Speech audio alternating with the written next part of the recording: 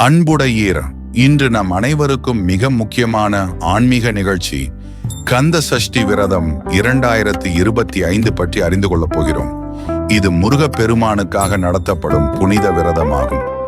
ஆண்டுதோறும் 6 நாட்கள் நடைபெறும் இந்த சஷ்டி விரதத்திற்கு முன் பல பக்தர்கள் 48 நாள் விரதம் அனுஷ்டித்து பக்தியுடன் முருகனை வழிபடுகிறார்கள்.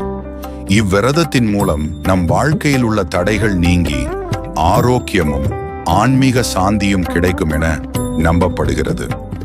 கந்த சஷ்டி விரதம் 2025 முருகனுக்கு 48 நாள் விரதம் துவங்கும் நாள்.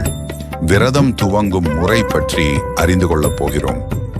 பொதுவாக சபரிமலை ஐயப்பனுக்கு தான் 41 நாட்கள் மாலை அணிந்து மண்டல விரதம் இருப்பார்கள். ஆனால் ஐயப்பனுக்கு மட்டுமின்றி முருகப்பெருமானுக்கும் 48 நாட்கள் விரதம் இருக்கும் வழக்கம் உள்ளது. தீவிர முருக பக்தர்களும் முருகனிடம் தாங்கள் முன்வைத்த வேண்டுதல் நிச்சயம் நடந்தே தீர வேண்டும் என்பதற்காக இந்த விரதத்தை மேற்கொள்வது உண்டு. இந்த ஆண்டு மகா கந்த சஷ்டி விரதம் எப்போது துவங்குகிறது?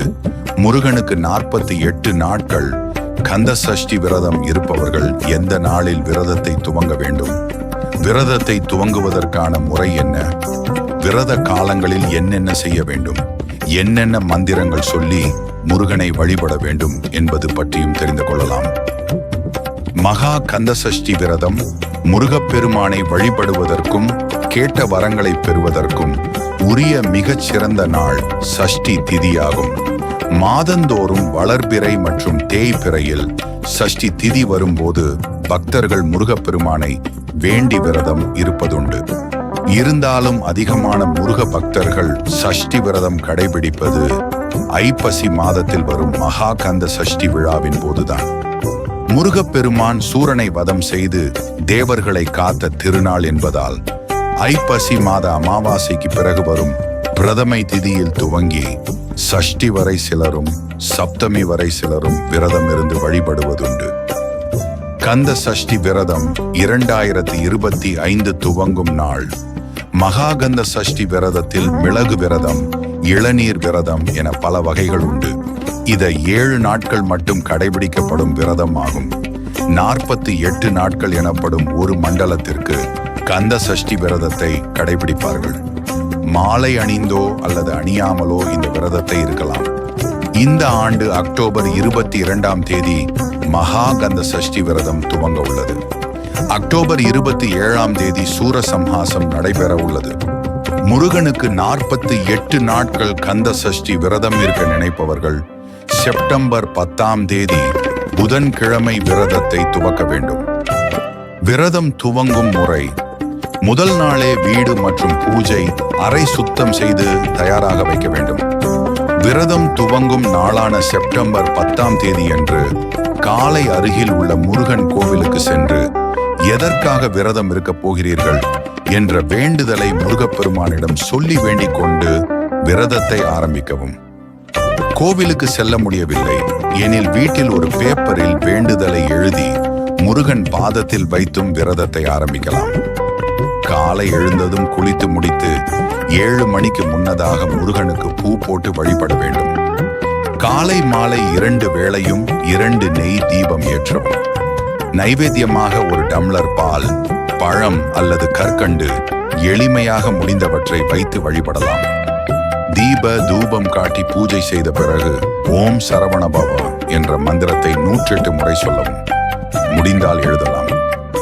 விரதத்தின் போது செய்ய வேண்டியவை: உங்கள் வேண்டுதலுக்கு ஏற்ப ஏதேனும் ஒரு திருப்புகழ், கந்த சஷ்டி கவசம், வேல்மாறல் தினமும் கேட்கலாம் அல்லது படிக்கலாம். தினமும் தலைக்கு குளிக்க தேவையில்லை. செவ்வாய், வெள்ளி அன்று தலைக்கு குளித்தால் போதுமானது. இல்லறத்தில் இருந்தால் மறுநாள் வீடு சுத்தம் செய்து தலை குளித்து விரதத்தை தொடரவும். வாரம் ஒரு முறை வீடு பூஜை அறை சுத்தம் செய்தால் போதும். விரதம் இருப்பவர்கள் கண்டிப்பாக அசைவம் சாப்பிடக்கூடாது. வீட்டில் உள்ளவர்களுக்கு அசைவம் சமைத்து கொடுக்கலாம். வீட்டில் அசைவம் சமைத்தால் அடுத்த நாள் வீடு சுத்தம் செய்து பூஜைகளை தொடரவும். பெண்கள் மாதவிடாய் காலத்தில் வீட்டில் உள்ளவர்களை தீபம் ஏற்ற சொல்லி பூஜை அறைக்கு செல்லாமல் வழிபடலாம். முதல் நாள் மற்றும் முடியும் நாள் மட்டும் ஒரு வேளை விரதம் இருந்தால் கூட மிக சிறப்பு. முருகனுக்கு வைக்கும் நைவேத்தியத்தை மட்டும் ஒருவேளை சாப்பிட்டு விரதம் இருக்கலாம். 48 நாள் விரதம் முடிந்த மறுநாளே அசைவம் சாப்பிடக்கூடாது. இவ்வாறு கந்த சஷ்டி விரதம் 2025 முருக பக்தர்களுக்கு ஆன்மீக உன்னதத்தை வழங்கும் ஒரு அரிய வாய்ப்பாகும்.